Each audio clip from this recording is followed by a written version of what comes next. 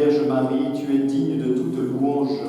De toi s'est levé le soleil de justice, le Christ, notre Dieu. Alléluia, Alléluia, Alléluia, Alléluia, Alléluia, Alléluia, Alléluia, Alléluia, Alléluia. Le Seigneur soit avec vous. Et avec votre esprit. Évangile de Jésus-Christ selon saint Matthieu.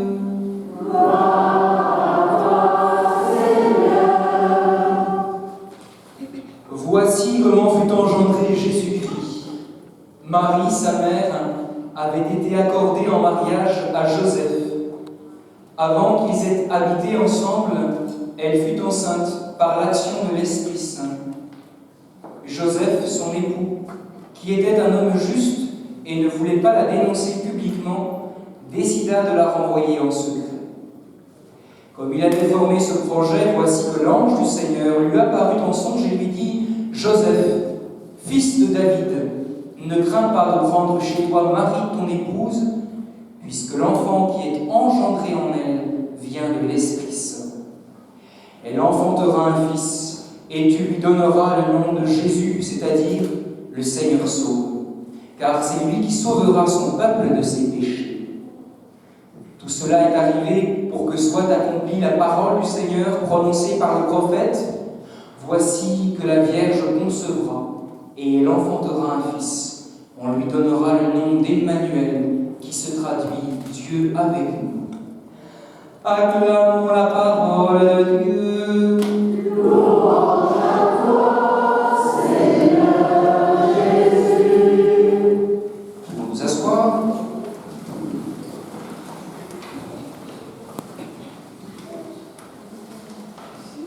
Je ne sais pas si vous avez déjà visité un monastère, si vous êtes déjà entré dans un monastère. Je ne suis pas sûr que les plus jeunes parmi nous l'aient déjà fait. Quand je parle d'un monastère, c'est un monastère vivant, hein, là où il y a des moines à l'intérieur, pas juste des pierres. On en voit parfois l'été qui s'arrêtent dans tel ou tel monastère, passer souvent il y a un magasin pour acheter des produits monastiques, hein. Mais tout le monde n'a pas la chance de rentrer à l'intérieur. Seuls souvent ceux qui font une retraite de quelques jours peuvent voir de leurs yeux le cloître du monastère. Ce cloître, donc, qui est une galerie intérieure, qui a toujours la forme carrée, parce que le carré symbolise la terre, elle symbolise plus exactement même l'humanité, avec les 4 éléments, la terre, l'air, l'eau et le feu.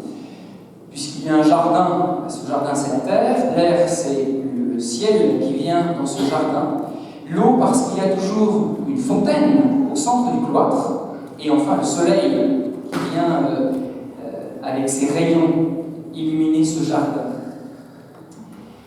Pourquoi est-ce que je vous parle de ça ?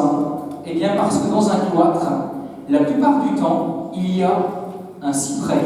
Et aujourd'hui, certes c'est la nativité de la Vierge Marie, mais on vient en pèlerinage dans cette chapelle Notre-Dame des Cyprès.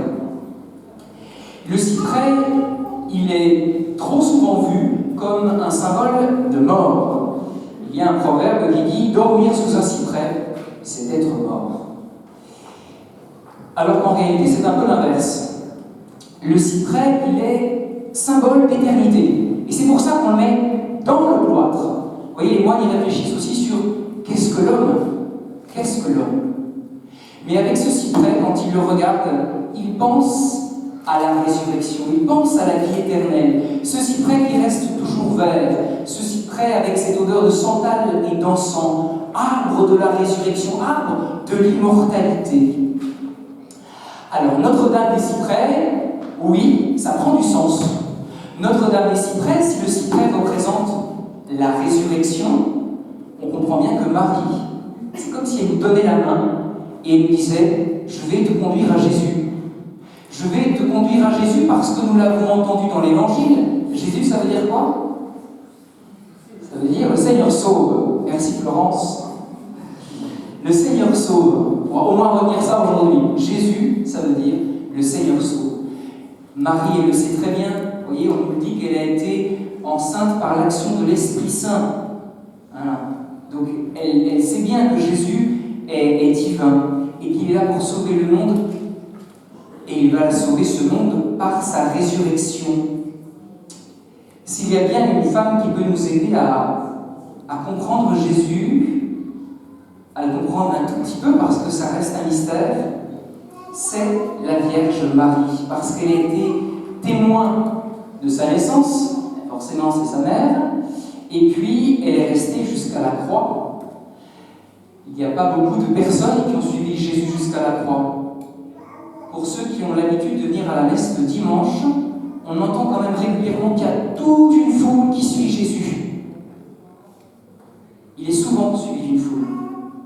Et quand il sera là, au moment d'être crucifié, la foule, elle a un peu disparu. C'est plus tout à fait la même. C'est plutôt une foule de curieux. Mince alors. Marie, elle accompagne son fils. Parce qu'elle pressent ce mystère de la mort et de la résurrection.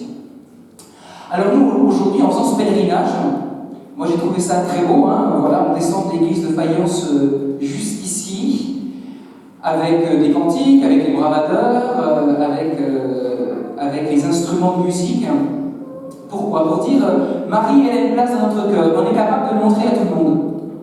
Quand on aime quelque chose, quand on aime quelqu'un, normalement, on n'a pas peur de le montrer. Vous voyez, c'est pour dire, nous, on l'a dans la peau.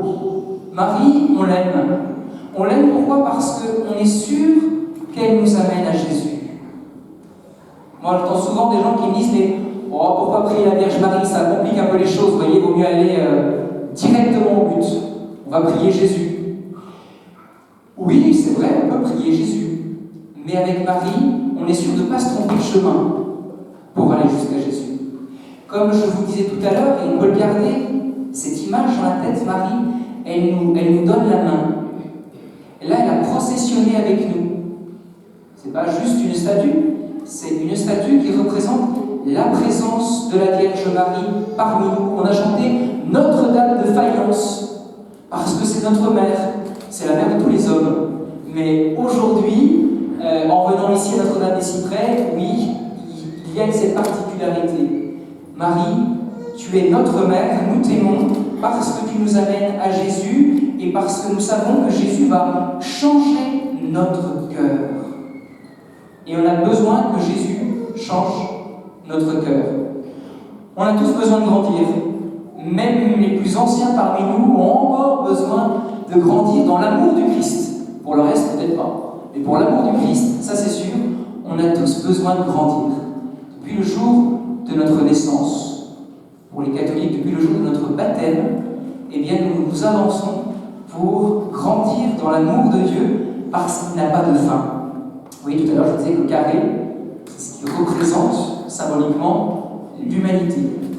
La divinité, souvent, c'est plutôt un cercle pour dire, voyez, on n'arrive pas bien à comprendre où sont les anges, on n'arrive pas à mettre ça dans une boîte, parce que c'est un mystère qui nous dépasse. Et donc, toute notre vie, nous méditerons sur le Seigneur et sur son amour, parce qu'on a besoin d'être aimé. Tout homme a besoin d'être aimé. Et on a aussi besoin d'aimer les autres. Et pour cela, eh bien, nous prions la Vierge Marie qui a toujours été près du Seigneur. Enfin, je voulais vous parler de cette belle prière du Je vous salue Marie. Descendant en procession, on a prié le chapelet. Cette prière du Je vous salue Marie, moi, elle me touche beaucoup. C'est une prière pourtant répétitive, donc tout ce qui est une répétition, une habitude. Parfois, pour le moment, on se dit bon, bah, c'est bien, mais on est en train de rabâcher. Non, pas forcément. On n'est pas forcément en train de rabâcher. Et j'ai entendu un jour un dominicain à Lourdes, et on lui demandait justement de parler un petit peu de la Vierge Marie, et il disait également qu'il aimait beaucoup le chapelet, et il disait, vous voyez, moi ça ne me dérange pas qu'il y ait cette répétition. C'est comme un enfant qui aime bien qu'on lui raconte une histoire, voilà. Et je me souviens même moi quand j'étais petit, avec mon petit frère, on demandait souvent toujours les mêmes histoires. Et les pauvres parents, il faut qu'ils racontent l'histoire qu'ils connaissent par cœur, hein. Ils peuvent enlever le livre, et c'est bon, ils la connaissent l'histoire. Et les enfants aussi. Les enfants, quand on est dans les familles, là, on voit qu'ils sont capables de tourner la page au bon moment, alors qu'ils ne savent pas lire. Mais à force d'avoir répété, ils savent comment ça se passe. Eh bien, que Je vous salue Marie, c'est la même chose, vous voyez. On dit, on veut qu'on nous raconte la même histoire. Et on va se la répéter, on va la redemander, la redemander, la redemander encore. Parce qu'elle nous plaît, cette histoire. Parce que c'est l'histoire du salut. On nous parle justement de Marie. C'est vrai, qui a été choisie pour donner naissance à son fils. C'est ce qu'on fait aujourd'hui, c'est Marie qui est choisie. On fête la naissance de Marie. Merci Seigneur de nous l'avoir donné, parce que justement, on rentre dans cette vie de Jésus. Donc il y a eu cette répétition qu'on aime bien, on raconte la même histoire. Et puis, j'ai vu aussi, même si ça fait que 9 ans que je suis prêtre, en accompagnant des gens jusqu'à la mort, j'en ai vu répéter le Je vous salue Marie. Vous savez, des gens qui n'ont plus toute leur tête, qui sont ailleurs, que la maladie a vraiment grignoté, j'allais dire, qui n'ont plus tout à fait leur conscience. Eh bien, on était capable de réciter ensemble le Je vous salue Marie. Pourquoi? Parce qu'ils l'avaient appris depuis qu'ils sont tout petits. Et donc, dès qu'on ne sait plus prier, quand il nous arrive des grosses choses, on ne sait plus quoi faire. Vous savez, enfin, moi je vous le dis, hein, parfois j'ai plus la force de prier, je me dis, mais qu'est-ce que je fais là? C'est tellement lourd, tellement pesant. Mais il y a une prière qui me revient tout de suite, parce que je la connais par cœur. C'est le Je vous salue Marie. Et bien, ça fait du bien, parce que vous voyez, c'est une sorte de bon automatisme, on se dit, là je me mets en pilote automatique. Vierge Marie, je te demande ton aide. Et on récite Je vous salue Marie, ça fait du bien. Je me dis, moi je me confie pour que Marie vienne m'aider, pour que, encore à cet instant, elle m'emmène jusqu'à Jésus. Si vous voulez bien, c'est ce qu'on va demander aujourd'hui à la Vierge Marie. On va lui demander donc qu'elle nous donne la main pour qu'elle nous emmène jusqu'au Christ, pour que le Christ change notre vie, nous qui sommes ici, mais également vos familles, également vos amis, tous les gens que vous portez dans votre cœur, et puis bien sûr, tous les habitants de Fayence. Amen.